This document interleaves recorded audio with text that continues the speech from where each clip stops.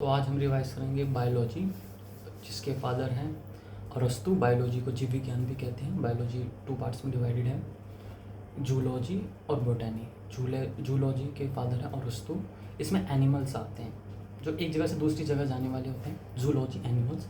फिर बोटैनी, जिसके फादर हैं थियोफ्रस्टस, स्थायी रहने वाले जो प्लांट्स। तो zoology refers to the animals and botany refers to the plant.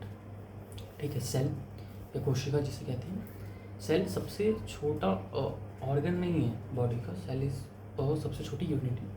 Unit वो होती है जो अपने काम स्वयं कर लग सकती है। एग्जाम्पल, परिवार की तरह वो अपना सब काम कर लेती है, घर, इकोनॉमी सब चला लेती है, सब घर की साफ़ सफाई सब होता है। तो वैसे ही सेल है। सेल के अंदर भी बहुत सारी चीज़ें, मतलब सेल के अंदर भी जैसे माइटोकॉन्ड्रिया, वैक्यूल्स हैं, ये सब है, अपना काम खुद करते हैं, तो इसलिए वो इकाई है।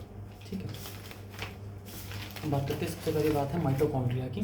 तो mitochondria is a power house of the cell. ठीक है। Mitochondria power house of the cell है, जिसके फादर है ऑल्टमैन। यार इसके अंदर प्रोसेस होता है क्रेब्स साइकिल का इसी के अंदर। तो जो सेल मेम्बर और सेल बनता है, सेल के जो आउटेस्ट मोस्ट लेयर होती है उसका नाम है शस्का झिल्ली या कुछ है, सेल मेम्ब्रेन जिसे कहते हैं, वो है। और एक क्रेब साइकिल क्रेब साइकिल चलती है माइटोकॉन्ड्रिया में।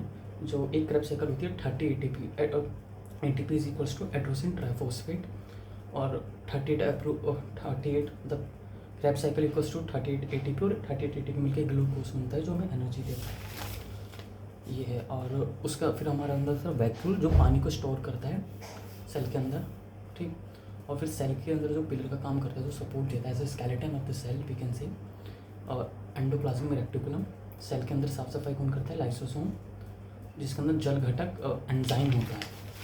क्या होता है? जल घटक एंजाइम होता है, या फिर हाइड्रोक्लिटिक एसिड होता है, उसको वो होता है लाइसोसोम। और मतलब बहुत ज़रूरी, जैसे कोई कुछ काम नहीं कर रहा, वैक्यूल काम नहीं कर रहा है, एंडोप्लाज्मिक रेक्टिकुलम काम नहीं कर रहा है ठीक से, तो अपने आपको फाड़ लेता है। अगर उसके पास हाइड्रोक्लिटिक एसिड होता है, अपने आपको फाड़ लेता है, और उसको और ज़्यादा ही समस्या, पूरा सेल खराब हो गया तो, और उन सबको ठीक करता है। और कोशिका का विभाजन मतलब सेल डिवीज़न करता है सेंट्रोसोम। लाइक अगर कोई ठीक से काम नहीं कर रहा है, कुछ ख़राब हो गया है, तो उसकी जगह नया आना चाहिए ना, तो वही सेंट्रोसोम करता है और उसमें नई नई चीज़ें बनाता है। तो सेल डिवीज़न ब्रेन में नहीं होता, सेंट्रोसोम ब्रेन में नहीं होता, हमारे दिमाग में नहीं होता, बाहर प्लेयर की ओर हो सकता है।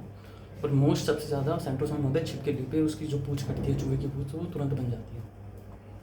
तो और इसमें होता है, और इसलिए सबसे ज़्यादा जो एक ये है कि कैंसर जैसी बीमारियाँ हमारे अंदर होती है, वो बाहर के सेल से नहीं आती, हमारे अंदर ही सेल से होती है, वो पता ही नहीं लगने देते। जैसे बाहर के सेल आएगा तो हमारे सारे अंदर प्रोडक्शन सब कुछ चालू हो जाएगा, लेकिन अंदर का सेल वो बाद में कैंसर बन जाता है। और गीलियस सेल जो हमारे ब्रेन से कनेक्ट होता है, हाँ ब्रेन में सेंट्रोसोम नहीं होता, लेकिन उनसे कनेक्ट हो जाता है।